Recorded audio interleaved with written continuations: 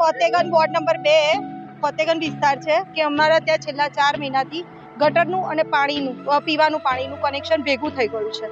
વારંવાર અધિકારીઓ આવે છે, અમે એવું નથી કહેતા, પણ અધિકારી આવવા છતાં બી એનું કોઈ એક્શન લેવાતું નથી. આનું આજ કામ ચાલુ રહે છે, રોજ ખોદે છે, રોજ બંધ કરે છે.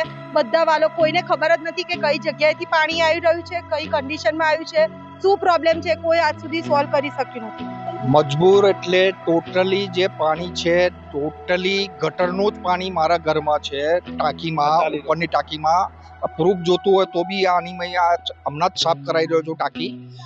અને એ પાણી મેં કોર્પોરેશનમાં વાત કરી કે પીવાનું પાણી નથી, તો કે તમારે ઘેર આવી જશે, મારે ના છૂટકે વેચાતું ટેન્કર મંગાવીને પાણી નાખવું પડશે.